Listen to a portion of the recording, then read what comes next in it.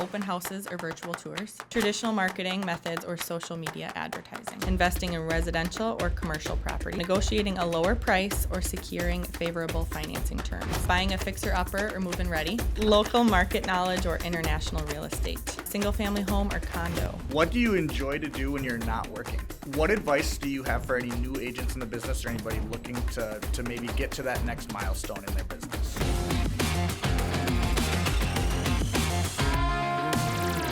So I'm here today with Paige Vadnais and Wyatt from, name your team again?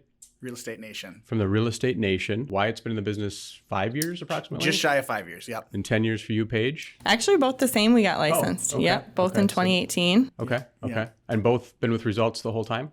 I made a quick detour for 2 years and I came back at the new year here. Okay. And so far, I'm a lifer. I love results. Okay. And you guys had reached out to me, I don't know, maybe 2-3 months ago, wanting to sit down and kind of talk about just what I call gray hair syndrome, right? What I've learned in the business, my successes, my failures.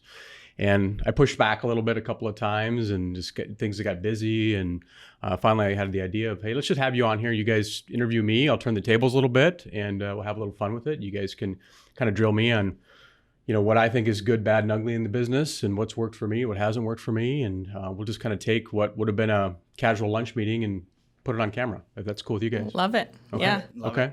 So I'll just throw it right at you. Let's dig in. Let's go. Tell me question number one. I know we've got all these questions for you because I feel like it's like Wade is so successful. Like what does he do? Yeah. What's a day in the life of Wade Hanson look like? My morning is so consistent and my routine is so consistent over the last 10 years. I think that's probably one of the most important things anybody can do, whether it's in real estate or in life or in general. I'm up at 5 a.m. every day. I read for 30 to 45 minutes every morning. I'm working out for an hour every day. And I'm to the office every single day between 8:30 and 8:45, just about on the dot, sometimes earlier. So I'm in the office 5 days a week. And from there, it really gets to be kind of what the day brings. I know a lot of coaches will tell you after you get your morning routine and get your mindset straight and get things going, you should have, certain hours of certain days set aside for certain things.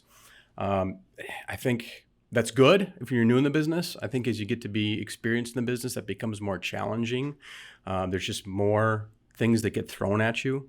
And it becomes more difficult, I think, to do some of those consistent daily disciplines that you should do as a new agent in this business, just because you get busy negotiating contracts, going through inspections, on listing appointments, a variety of things like that. So that's kind of the basics. I think the most important thing for me is my morning routine, though. If I don't get off to a good start in the morning, my day gets kind of out of control and it's tough. So even this morning, as much as I didn't want to get up and do it, I knew today would be a long day if I didn't do it. So. Yeah.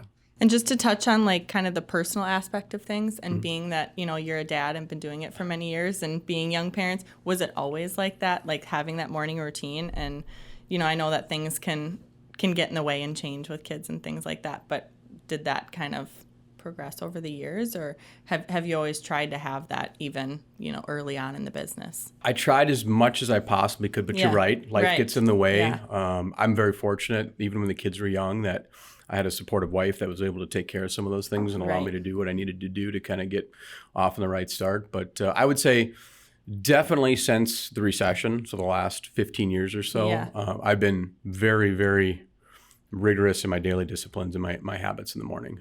It's been something that it's just almost automatic. I don't have to set the alarm anymore. I just don't even think anymore. And if something gets put out of place, I get lost. So just everything's where it's supposed to be. And I think that just a lot of successful agents are the same. Like they rely on that morning routine and moving your body. But to get in a little bit like the business as well. So what's your listing process look like? And I think that you're very upfront with your clients. So I just kind of want to know, what does that look like for you, sitting at the table? Is it pretty, again, like you walk in, you get a tour, you sit at the kitchen table, or do you just kind of, feel it out as far as case by case and the client itself? But what does that look like for you when you go on those listing appointments?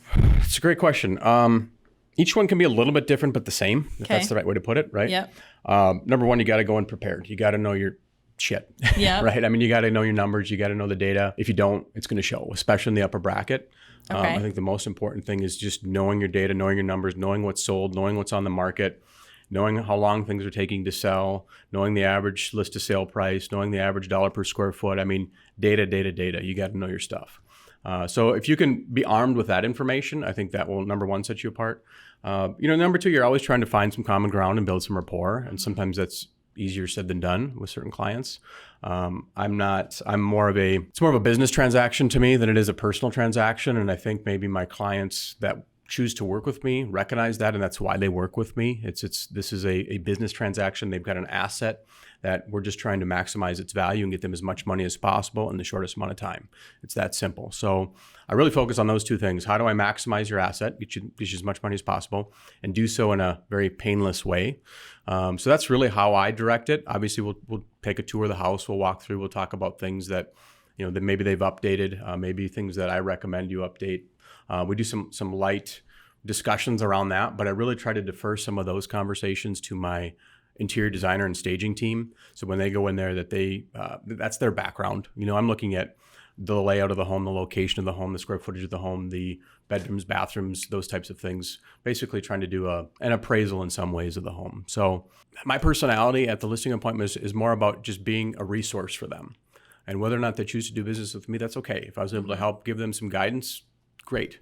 Maybe they'll tell a friend about me. So you're not going to win every one. I've probably lost more listing appointments this year than you guys have been on. I don't mean that to be arrogant. Yeah. You're going to have a lot of losses. You got to be really resilient in this business and be willing to just hear no a lot. Right. And just be okay with it. Move on to the next one. And I think that being early on in the business, it's hard. Like you hear that first no and you're like, damn, it's just like, it's hard to get over. But after doing it, time and time again, it gets easier, right? And it's like, you learn from each one. Why do you think you're losing those listing appointments, just out of curiosity? I just believe doing this long enough, there's just somebody for everybody, and I'm not for everybody. Yeah. I think that's just the way it is. There's some people in this business you look at and you're like, how does that person do as much business as they do? But there's just a fit for everybody. Why did my wife marry me? I mean, I'm nuts, right? There's a fit for everybody. So I just think sometimes you just have to just believe it. They found somebody that's a better fit for them, and that's okay. It wasn't going to work out.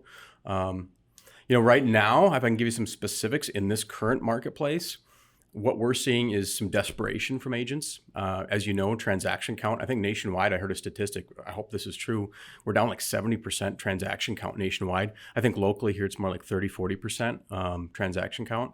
So when transaction count's down, but agent count is up, the claws are going to come out, right? I mean, they're going to do everything they can to get a listing. They're going to say anything they can. They're going to discount any way they can. They're going to make promises. They're going to overpromise and underdeliver. And it's a very short-term approach in this business. Mm-hmm. I think if you take the long-term approach and just say, this is who I am, this is what I charge. Yes, in this market, there's people that are grasping for straws right now. Mm-hmm. That's not me.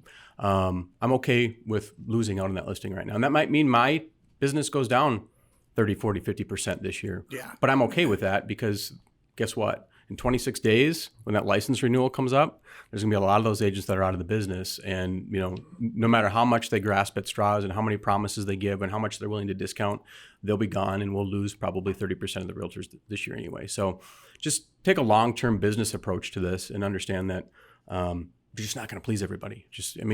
I tell my daughter, she does hair, and I'm like, if you want to make everybody happy, sell ice cream. Well, I don't even think you can sell ice cream today, make everybody happy. They're going to find a way to bitch about their ice cream. Right. It's just the way society is right now. So not everybody's going to be happy and not everybody's going to be a fit for you. Yeah, absolutely.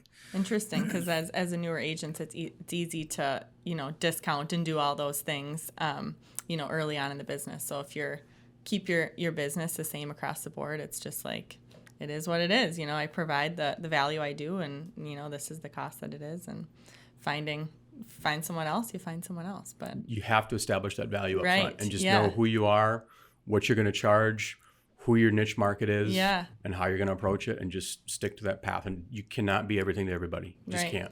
You'll wear yourself out, and you'll have, at the end of the day, have nothing left. Yeah, absolutely.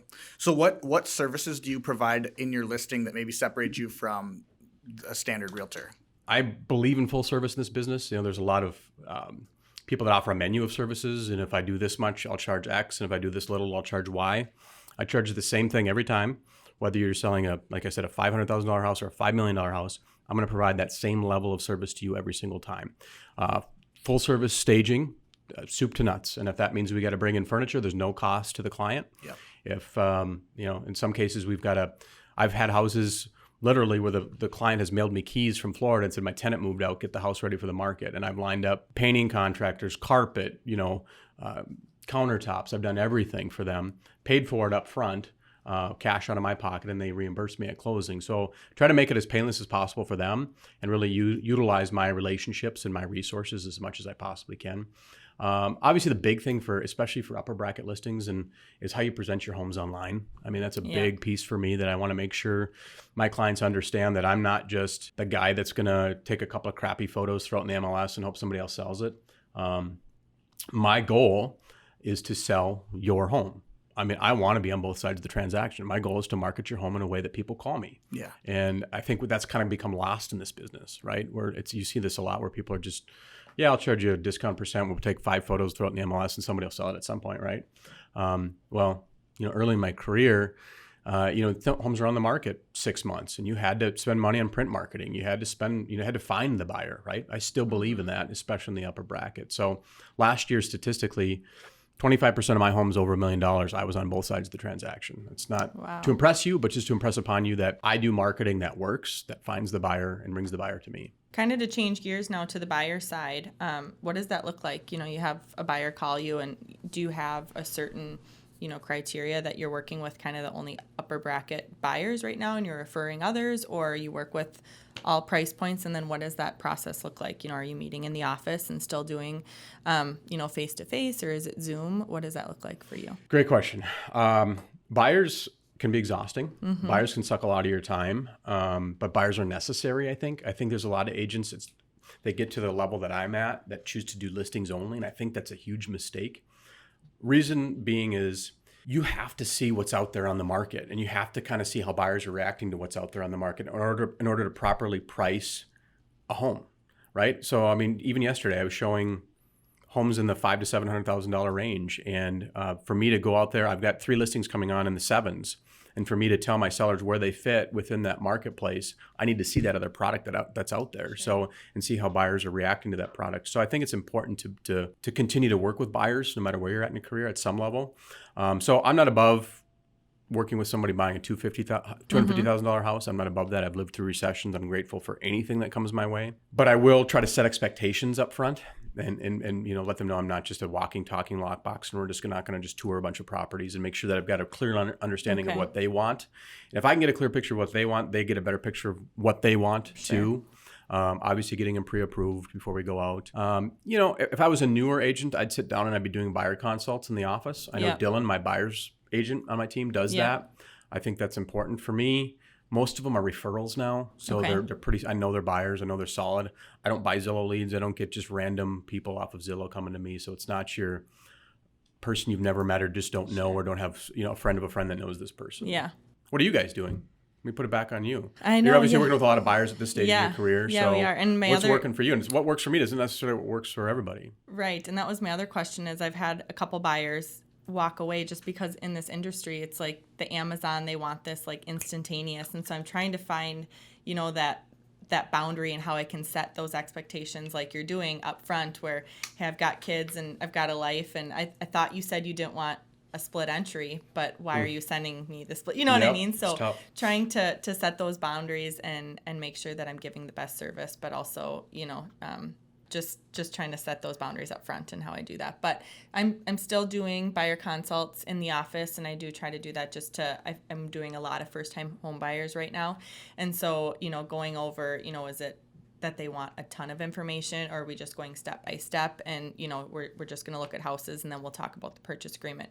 And some right now they want all the way through to the closing table, and so trying to find out how much hand holding do they need and how much information. And I think a lot of that happens in the office. I've gone both ways where we're just meeting at the house and doing it there, but I think that sometimes I miss out on finding what they want, finding out what they really want and narrowing down, because a lot of times you see that interchange, what they want versus what they need. And just being able to ask, okay, why didn't you want that home? Or why do you, and just making sure that while we're in the house, we're making those points and acknowledging, okay, that's why we didn't want it. We don't want the split entry. We want the 3 bedrooms on one level. You know, those things that can't be changed. But Yeah, I'd say what's really changed in the last 2 or 3 years has been the amount of risk in the market, just with how fast it seems to be moving. How I feel like, especially I had buyers in the West Metro, and it felt like the Wild West. It felt like every house we looked at was cash and no inspection and just ridiculous purchase prices that didn't even make sense. So for right now, I've really slowed my approach down. I do the consult up front. I set realistic expectations, and I never try to push them into a house or give them any advice I wouldn't take myself. And I think that, it's probably not helping me sell more houses, but I think it's helping me do a better job with the houses I am selling. I'm never recommending to waive inspections or anything right now. I've had one townhome buyer that chose to do that and opted into that. But otherwise, every house I'm getting is getting an inspection and really slowing the process down, because I think just with how hot the market has been and what I'm seeing from other agents, it makes our job a lot more difficult to do a good fiduciary duty for the buyer. Yeah, that's great points. The last 2 years, anybody that got licensed in the last 3 years even, I hated the market. I just hated it. It was like who could get there the fastest, bid the most, and waive the most contingencies. Right. That was really it. And it was, as buyer's agents, we weren't being buyer's agents. So my approach has been and will always be, I almost try to not sell them the home. I point out all the flaws, all the negatives, because I'm hoping in 10 years they come back to sell the house with me. And I don't want them to say, I wish you had told me, that railroad track that's a half mile from here that makes noise is going to be a tough resale for me, something that's going to be a flaw when we go to resale. So I'd rather point those things out that they're maybe not noticing than just sweep them under the rug and hope they don't notice them just to sell a house, right? I mean, we're looking at just about everything in the house, and I'm experienced enough to kind of see some things that, maybe some newer agents wouldn't see in a home, but just pointing out all of those things. And I always tell people, don't try to make a house work for you, right? I mean, somebody say, they'll go into a house, well, this could work if this, it's just, you kind of know it when you see it. Right. And once they get excited about a property, I try to table their excitement by pointing out some of the flaws in the home. Sure. Right or wrong, that's the way I do it. How did you break into the luxury market so early on in your career? So 1999, I was 22, almost 23. Okay. When I started in this business, I quickly realized it's a shitty business. And there's a lot of uneducated, unprofessional people in this business. And I realized that if you just did things a little bit better than the next guy, and really had a good set of core values and really worked just a little bit harder and was a little bit more honest than the next person, you would succeed. And I just made it, I guess I just decided that's the market I wanted to be in. I just knew that market at the time where I was had a void, and it needed somebody like that. And this business still today, I mean, even the last 3 years, unfortunately, has really brought how do I put this, kind of the clowns to the circus. I mean, it's really everybody's gotten licensed, and it's a free for all. And I've hated the market the last 3 years. Yeah. So this cleansing is going to be, I think, a good thing for the market. Anybody could have sold a luxury home the last 3 years. It was just like, here, put a sign in the yard, some photos, and I sold an upper bracket property. So I think there's always been an art to selling an upper bracket property. I enjoy that challenge of trying to sell that luxury home and tell that story and find that buyer and kind of work backwards and really who I think that buyer is and create a marketing plan to find that person. I guess I've always liked the challenge of it. I think not that anybody can sell a $500,000 house, but right now in this market, anybody can sell a $500,000 house, right? I think in a challenging market, those upper bracket properties are even more challenging. So I don't know. I guess I just decided that was the niche I wanted to work, and I focused on it. And it took a lot of time and a lot of effort and I'd eat a lot of shit burritos, right?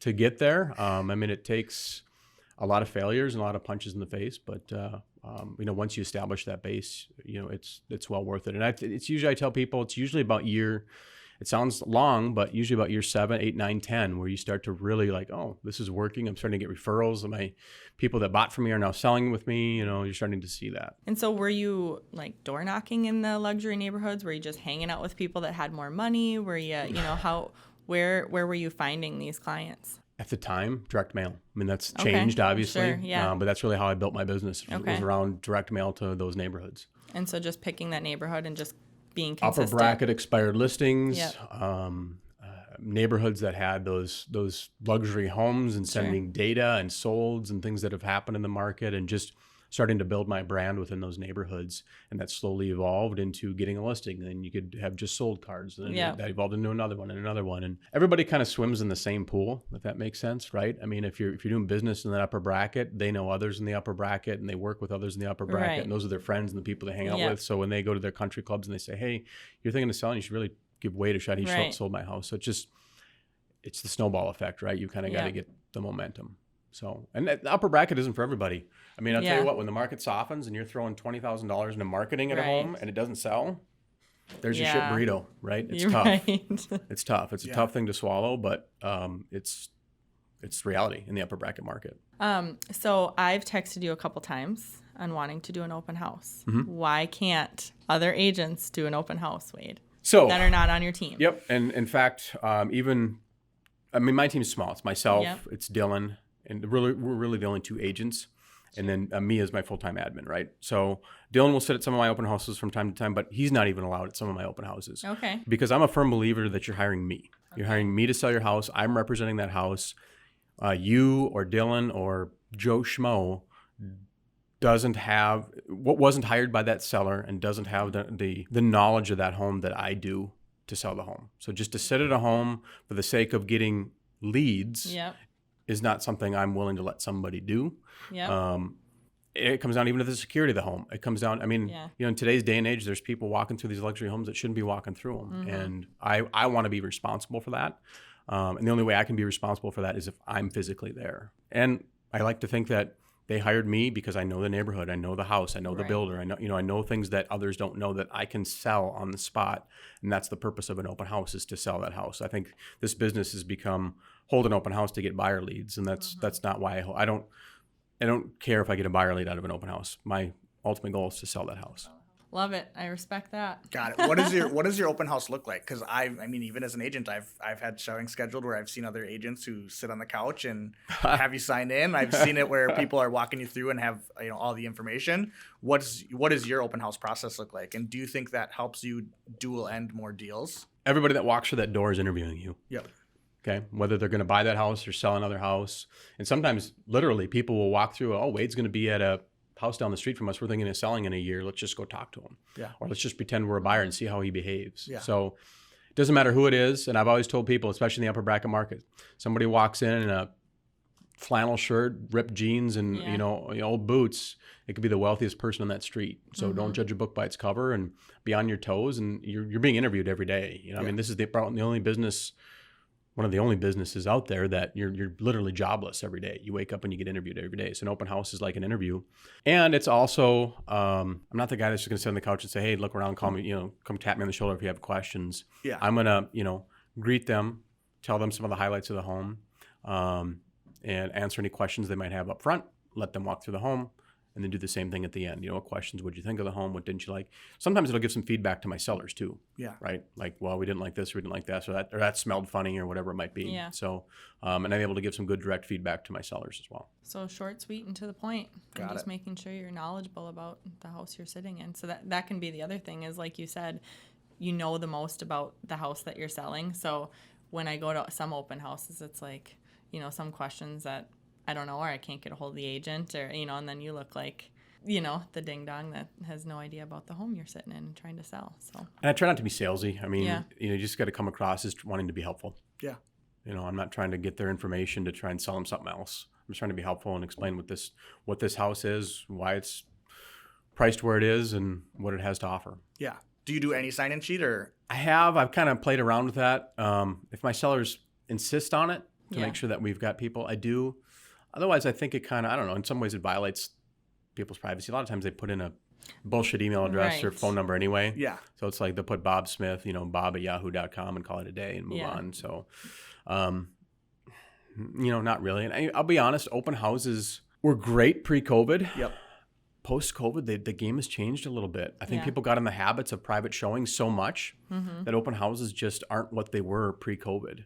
As much as I try to continue to do them and make them a successful tool for my sellers. They're just not what they were. So I've got some this or that questions, so just quick answers. Open houses or virtual tours? You're going to make me do one or the other? Yep. Virtual tours. And I know some will be both, but just you can say both Virtual if you tours. want. But traditional marketing methods or social media advertising? As much as I hate it, social media. Right. Yeah. Buying a fixer-upper or move-in ready? Move-in ready. Urban living or suburbs? Suburbs. Single-family home or condo? Single family. Investing in residential or commercial property? Residential. Negotiating a lower price or securing favorable financing terms? Lower price. New construction or previously owned? Previously owned. In good condition. Right. Yep. Local market knowledge or international real estate? Local market knowledge. 100%. Right. Yeah. Some of these are easy ones. Quantity or quality? So would you rather focus on choosing a high volume of transactions or working with high-end luxury property? Yeah, high-end luxury properties, quality. I'd tell people I'd rather do 2 transactions a year than 200. Yeah. Next one is team or solo, and being that you're kind of a little bit of both. You've got a small team, but you're kind of a solo agent. So do you on purpose keep it small? Are you trying to grow that team, or did it just kind of happen organically that you brought on Dylan? I think team, for somebody that's new to the industry, they got to come in, they've got to be surrounded by other people, they've got to see styles that I think just being and learning from one person is the wrong thing to do. Not everybody does it the same way in this business. There's a lot of ways to succeed in this business. So I think being a part of a team and seeing how others do it is really important as a new agent. But for me, I think what sets me apart is being that solo specialist craftsman that's really good at what he does in his line of work. I think where teams fail is where it's the buyer calls thinking this top guy, Wade Hanson, is the guy they're going to work with. And they end up interviewing Johnny New Realtor and working with Johnny New Realtor that isn't properly trained, isn't properly educated, doesn't know what they're getting into. And that's where the consumer, I think, that's where it hurts the consumer the most. Does that make sense? When they're kind of feeling passed around. So there's a time and place for a team. And I have a team, right? I have photographers, I have title, I have mortgage, I have a team of people, but I specialize and I'm the realtor. I have a real kind of thorn in my side with big, large teams. I think it's totally the wrong thing in this industry. I think this industry, traditionally what this industry is, right, is you start out as an agent, you come on board, whether that's a team or on your own, you kind of learn, you get smart. Oh, now you think you're doing 10 transactions a year. Now you need to start a team. You go start a team. Well, I'm a great realtor. I'm not a great team leader.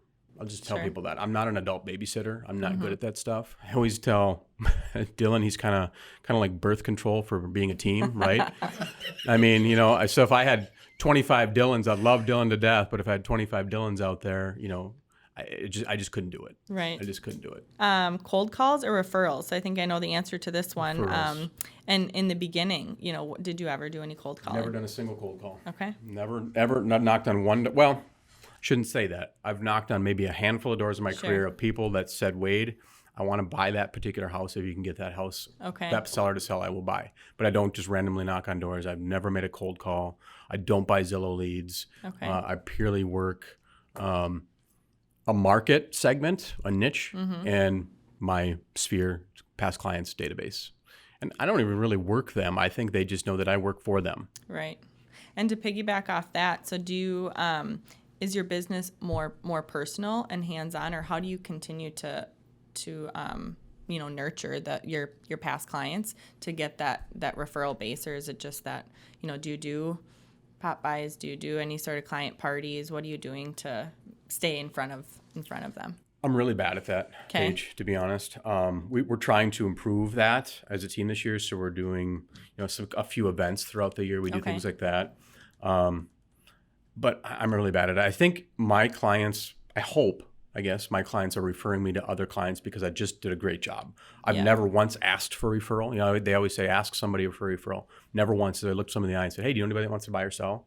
I just don't do it. Yeah. I just feel that if I do a great job for them, they're going to tell somebody about me. It's the same for me. If I work with an attorney that I just think is fantastic, guess who's at the top of my Rolodex when somebody needs an attorney? Or even a painter, right? It's just whatever it might be. So, and they don't ask me for referrals. I give them referrals because there's somebody that I know that if I'm going to hand off their name, my name is now attached to that.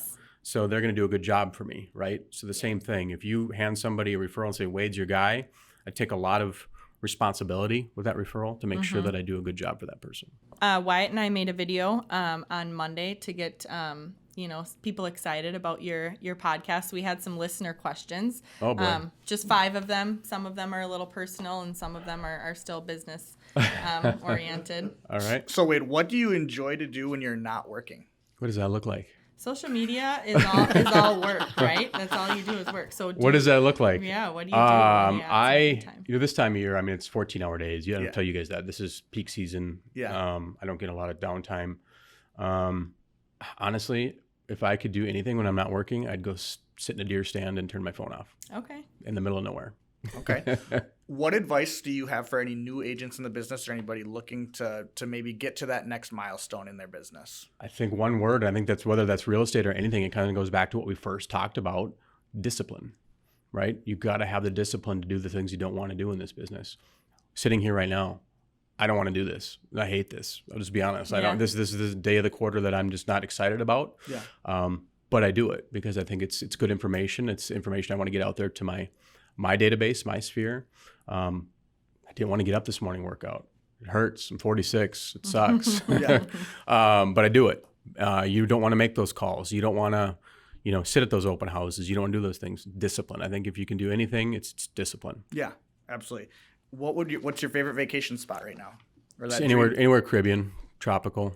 Yeah. My wife and I and kids, we always like to go somewhere beachy. Yeah. Okay. So somewhere warm.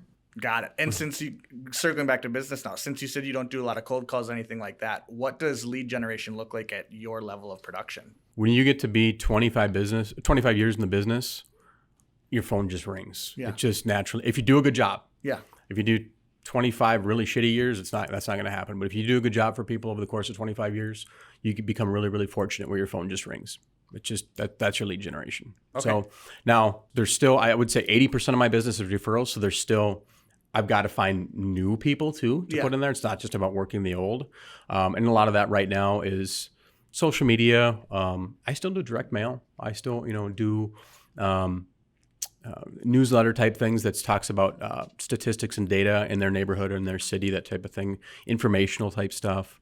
I still do some brand awareness campaigns, things like that. But, for the most part, at this point in your career, it's a good feeling. It takes time. Like I said, everybody sees these $1 million listing shows and these TV shows and Selling Sunset, and they think, oh man, in 2 years I can be driving a Lamborghini, living in Malibu. It just doesn't happen. Yeah. I mean, it just doesn't happen. This is discipline, hard work, treating people right, and always looking out for your client. I don't have. I'll be the first to tell you, I'm not a realtor that has a huge friend group of realtors. In a transaction, I'm not trying to make a friend with a realtor. I'm trying to do what's best for my client. And if that means sometimes pushing back on things that they're just, hey, let's just try to get this deal done. I'm not just trying to get a deal done. I'm trying to do what's best for my client. And in one of your podcasts, you talked about that, like when it comes to negotiation, it's not, meeting in the middle. What does your negotiation style look like? Because I know that you kind of talked about no, it's a win or lose. Like my client's either going to win or they're going to lose, and not let's just meet in the middle like you talked about in that podcast. So what does that look like for you? Yeah, I think sometimes that can come across as wanting to be a shark or arrogant or bold or whatever, but anybody that's at the top level of negotiations knows that there's a winner and there's a loser. Right. That's just the way negotiations are. It's never a win-win. Yeah. I like that part of it, the negotiations, and that's kind of, I think, lost its way the last 3 years again with COVID. The negotiation has been, what can we do to get our buyers to waive every contingency, pay as much as they want, and give up their firstborn to purchase this house. Right. That's negotiation. So I'm excited to see that come back and see kind of the art of the deal again. And I think that's where our value comes in, right? Our value is to get a seller, negotiate as much money as possible for a seller, and to negotiate down as much as we can for a buyer and get them the best value possible. So that's part of who we are and what we do. My last question, what do you see for, being in the business for as long as you have? What do you see for Q3 and 4? Man, I have scars from last year's Q3 and 4. If you guys remember, things really went south. I mean, we saw home values go down 10, 15% and transactions really go south.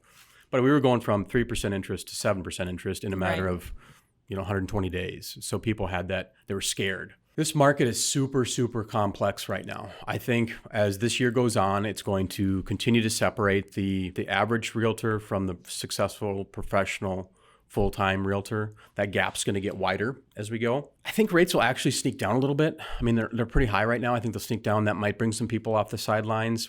We're seeing inventory pick up. There's a little bit more selection of properties. But what happened the last 3 years, Paige, is we took, in my opinion, probably 7 years of buyers transactions, and squeezed them into like 2.5, 3 years. Because people that were on the side that thinking like, hey, in 3, 4, 5 years, we'll buy that retirement home, or we'll do that cabin, or we'll upsize or downsize or whatever. They're looking at those interest rates and saying there's not going to be a better time than now. And it also took the people that were like, well, I own a $400,000 house, but look, I can buy that $700,000 for pretty much the same mortgage payment I have now and get $500 for my house. So I think we just took 7 years worth of transactions and put them into 3 years. So transaction count will continue to be what they consider to be softer, I think, because of that. But you have to take the big picture and look at, what the last 5 years have been. Man, it's hard. I tell people right now I can predict about 60 to 90 days at a time. I think the next 60 days will be really, really good. I think in Minnesota, here locally, we're going to see some cooling off the second half of the year. Okay. And I think in Minnesota, I think if you watch, I want to talk politics, but I'm going to talk politics. If you watch some of the other states that are run like Minnesota, New York, California, their home values have gone down about 30, 35%. As we continue to lose, we saw 6,000 jobs were lost at 3M. That's tax dollars leaving Minnesota. They're going to have to figure out a way to make that up. So guess what they're going to do? They're going to tax Minnesota residents, and more people are going to leave because of that. That scares me a little bit. So I think there's a chance that we see home values soften rather than go up over the next 2 years. The only thing that I think will save the real estate market and the housing market is we're going into an election phase in 2024. Okay. So as we get into an election phase, you'll never hear the word COVID again. Gas prices will go down. A dozen eggs will go down in price, right? Employment numbers will be good. The media will report all this good stuff, and consumers believe what the media reports, right? So if the media is reporting everything's good and rosy, they're going to get off the sidelines and start buying homes again. So I think that might save the housing market to where it's ready to make a correction. But an election year might be our saving grace. Listen, I'm going off on a tangent here, but if you go back to when COVID hit, 2020, we were on a 10-year boom, not boom, but at least increase in housing values. Housing had done really, really good for 10 years. We were ready for a correction. COVID saved the housing market. And you can ask any home builder. I remember getting interviewed by a major home builder about 6 months prior to COVID hitting saying, we're not selling anything. What do we need to do? How can we move this product? They were $1 million homes. We're sitting on all this stuff.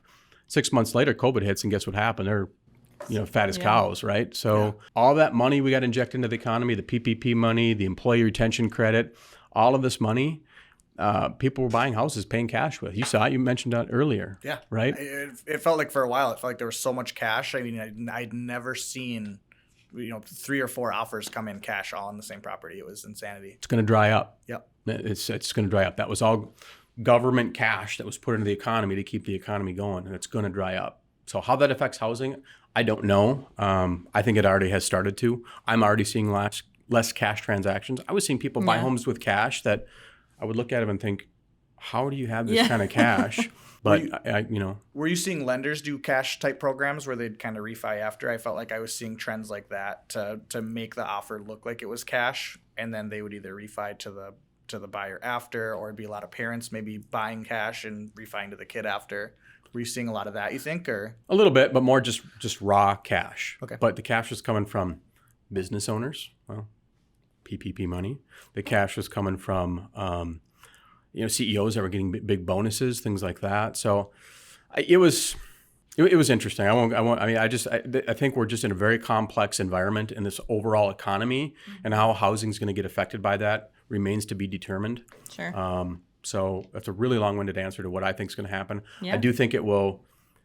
I think it's going to get worse before it gets better. And worse maybe isn't a huge correction, but enough to kind of feel it, right? I mean, we're all feeling it. We're all down, 30 to 70% in transaction count. So I don't know. What are you guys seeing out there? Just to turn it on you guys. I mean, you guys are out there in the trenches too. Are you seeing, compared to last year at this time? I think the biggest thing I'm seeing, and like we're more in that first-time home buyer market still with our age, and it's a lot of affordability issues. That's the hardest thing. I mean, I feel like I've had more conversations with buyers, and then they get the sticker shock when they see what a mortgage payment looks like or what their rate's going to be, and how prices haven't really jumped.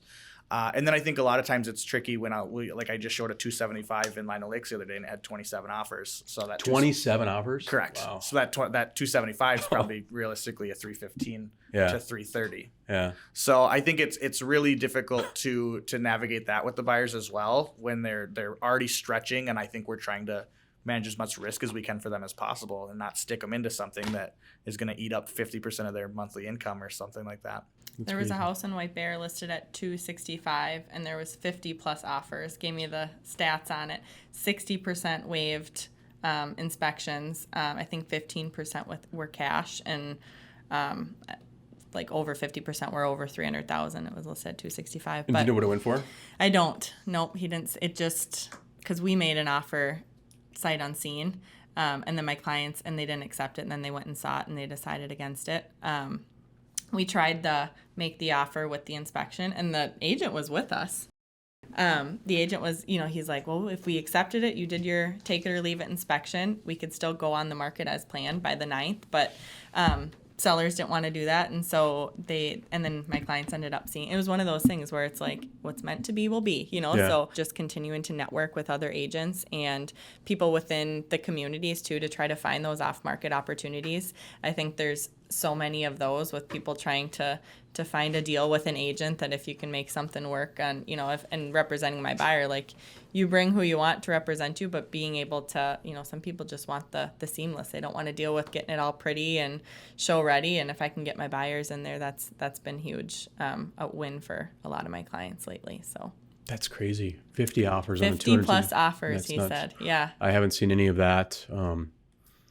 Yeah, but most of what I've sold this year has been $500,000 and up. Right. So maybe that's just market's just not quite as strong. Yeah. But yeah, I think affordability is a problem. For sure. Huge problem. I'm selling my friends' kids' homes, right? And I've got one relocating here from California. And we went to try to find a 4-bedroom, 3-bath, 2-story home in 3 counties. They're looking in 3 counties. Under $400,000, there were 5 homes for sale. Yep. 5. That was it. And frankly, 3 of the 5 were just absolute garbage. Yeah. So that's crazy to think about my first home that I bought versus what these kids are buying and at what rates they're buying them. And that kind of goes back to your question about what's going to happen second half of the year and what things look like. There's no way housing can keep going the way it's going and wages not go the way they need to go. The income is not supporting home values. Prices, it's going to be unaffordable for my kids to ever live in a home.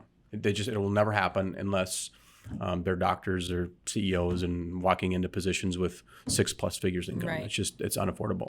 And then all the student debt too. It's like, even when I bought my second place 2 years ago, and I'm looking at some of these mortgage payments over $2,500, $3,000, and I'm like, I can't even imagine it. You know what I mean? I feel bad. It's crazy what the prices have done. Yeah, so. Rent's nuts. Yeah, it's that crazy. too. Mm-hmm. Any other questions you have of me? That's it. This has been That's wonderful. That's a piece of cake. No other personal question. That's as personal as you're going to get. I have one, and Wyatt. Maybe I shouldn't have asked. Right? Where do you shop for your suits? Where do I shop?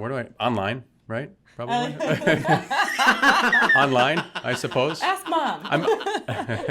Yeah, I guess. I know. I don't really know. Yeah, that was another listener question. Other than that. That's funny. Yeah. Maybe they're wondering where not to shop. Is that right? I doubt it.